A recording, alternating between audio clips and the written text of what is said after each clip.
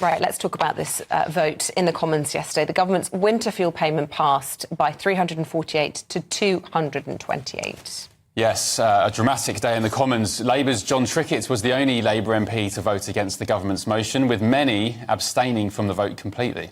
Well, the director of Age UK, Caroline Abrahams, believes the winter will be a deeply challenging one for millions of pensioners. So, what do you think this morning? Were MPs right to vote for a cut to the winter fuel payment for pensioners?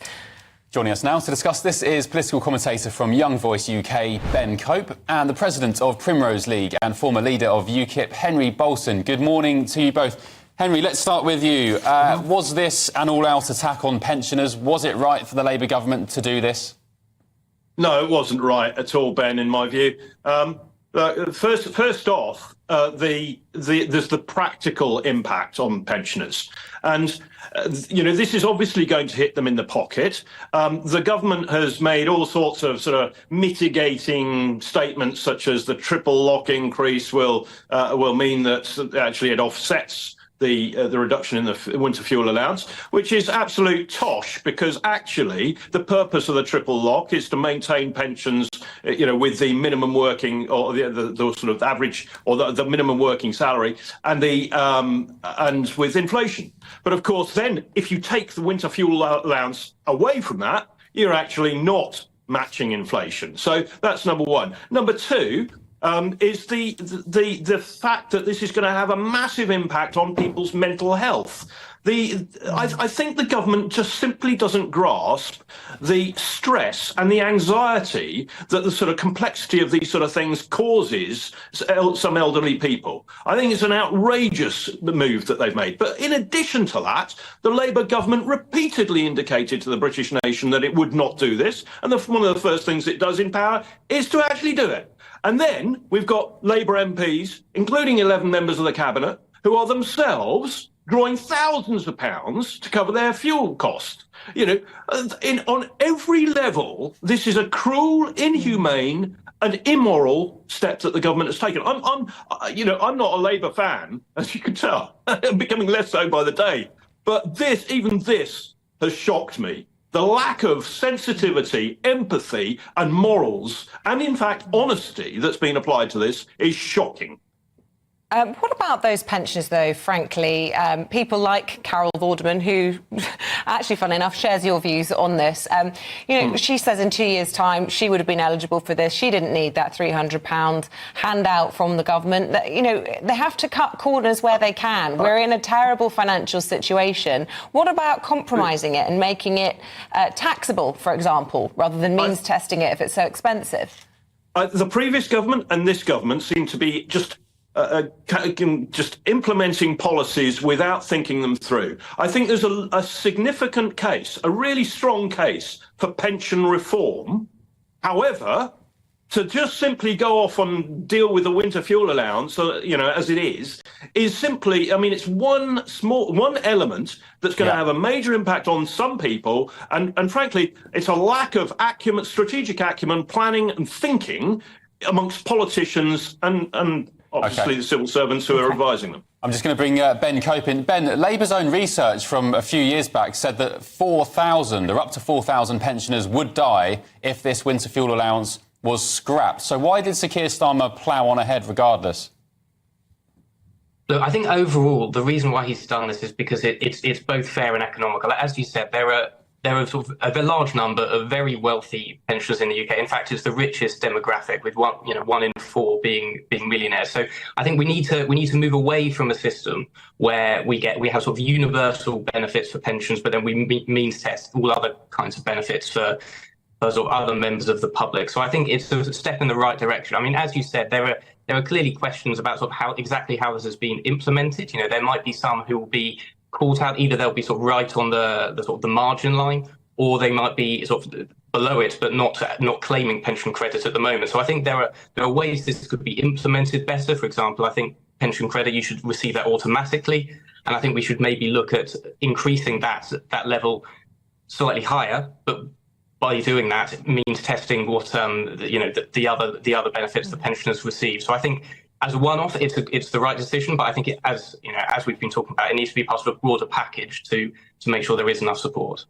I suppose there is a question, Henry, about whether or not there is a mandate for this. I mean, you talked about it not being in the manifesto, but also there's lots of talk about how, they've got so many more seats in Parliament than their vote share, and then they're coming through. One of the first things that they're doing is bringing in a policy that wasn't even there. Could this be, and Ben was talking earlier on the programme about the Liberal Democrats sort of betraying students. Will this be one of those moments that might define Keir Starmer's tenure in Downing Street even? I think it already has. This is not going to go away. Pensioners aren't going to forgive him for this. And it's not going to be forgotten. I'm quite sure of that. And in fact, when the Conservative Party gets its act together, I'm sure that the opposition, when it comes to the next general election, is going to make absolutely maximum benefit politically out of this. They're going to remind the nation of what the government did in its first step. But the other thing is this bizarre idea that this is necessary to stop the economy crashing because the Conservatives left a black hole of 22 billion.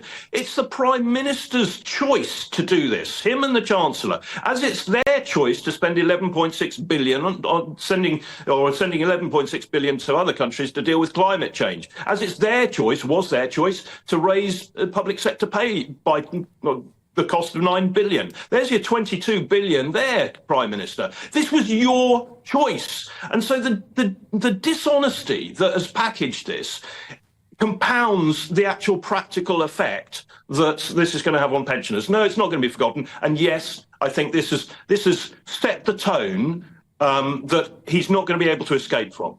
OK, Ben, last word to you. Whether you think this is the right decision or not, can you appreciate the argument that politically it maybe seems a little bit naive when, as Henry said, we're sending billions to Africa for climate aid. They've just given train drivers and doctors billions of pounds worth of public sector pay rises. Do you think politically and strategically this, wasn't executed very well? Yeah, I would agree with that. Even though as I've set out, I think we do need to start means testing pension benefits. I think the way that this is being carried out, communications-wise, has been quite poor. I think any government needs to explain to the public that there's. I think the general perception of how well-off pensioners are needs to change. I think there is an idea that the pensioners are quite poor, where in fact the majority are quite rich. And I think if you're going to start implementing policies like this, you need to start communicating that first. OK. Henry Bolton, Ben Cope, thank you both for debating that this morning for us. We appreciate it. Interesting point about pensioners being millionaires. I guess on paper they are, but the fact of the matter is, as far as I'm concerned, it's you've got elderly people rattling around in massive houses where their partners have perhaps died, the kids have left. They're worried about inheritance tax down the road. They're worried about stamp duty as well. So people like Ben say, pensioners are millionaires. It's like, well, they're not cash rich. They're not jumping into their Lamborghinis going down to the bingo club. They're struggling. They are struggling. Right. Let's talk about some sport in a moment. Paul Quick will be here, lots for you. But good morning, Olivia. The front page is, of course, dominated by the early release scheme. Prisoners coming out of these jails, getting into Lamborghinis at some points, popping... saying they're going to vote Labour for the rest of their lives. Thank you, Mr Starmer. Then, of course, the winter fuel situation. It's not been a good 24 hours, has it, for Labour, the optics-wise, anyway? No, it's been an incredibly difficult 24 hours for Keir Starmer. The day began yesterday with these pictures of prisoners being released, popping their champagne corks, prisoners coming out and saying, I don't think I've been rehabilitated. I think I'll be back within days. Some of them have been put into hotels, cheap hotels, because there simply isn't enough housing to house all of the people who were released yesterday. And there was one man who's quoted on the front of the Times saying that because he doesn't know where he's going to go, he'll probably just start drinking and in a few days be back in prison. And all it takes, of course, is for one of these offenders, of which there are 1,600, I think, to commit some sort of dreadful atrocity. And then the spotlight is very much on Keir Starmer's decision to release them early. That could be seen in hindsight as a really bad mistake. Then, of course, you had this nightmare situation in the Commons for Keir Starmer, where 53 Labour MPs did not vote with the Prime Minister on cutting winter fuel payments for pensioners not on pension credits. Now, Labour whips managed to contain the rebellion, so there weren't actually very many MPs. In fact, there was only one who voted with the Conservatives on keeping the winter fuel payments in place. But 53 MPs refusing to vote altogether on the issue really is not a good look for the new Prime Minister. It feels as though these MPs they don't feel as though Keir Starmer has won them their seats. The Labour Party was popular in the election, particularly because the Conservatives were so unpopular. But Keir Starmer himself never polled particularly impressively. In fact, he polled lower at some points than Jeremy Corbyn, who was seen as such a disaster. And that means that he doesn't quite have the same authority as perhaps someone like Tony Blair, even though he has pretty much the same size majority. And Olivia, this breaking news in the last 10 minutes about no growth in July, flatlining. This is the first set of financial figures really that is attributable to Labour, because of course the election was on the 4th of July. They can no longer sort of bask in what was beginning to look like slightly more favourable economic figures that Rishi Sunak was beginning to bring through. Well, absolutely. I mean, I'm sure the Labour Party will still blame the previous government for these not particularly impressive figures. I mean, it's not good because it did look as though the economy was beginning to grow again. We saw that inflation, although it teetered up in the last set of financial figures, it does seem to be on a downwards trend. Interest rates are now going down very slowly, but finally. So it looks as though the economy might be beginning to pick up, and these figures show that that just isn't the case. That said, I mean, it could be worse. At least we haven't teetered back into recession period. So Labour will be trying to sort of spin this any which way they can. But yeah, the Conservatives are going to be looking quite smug today, I expect.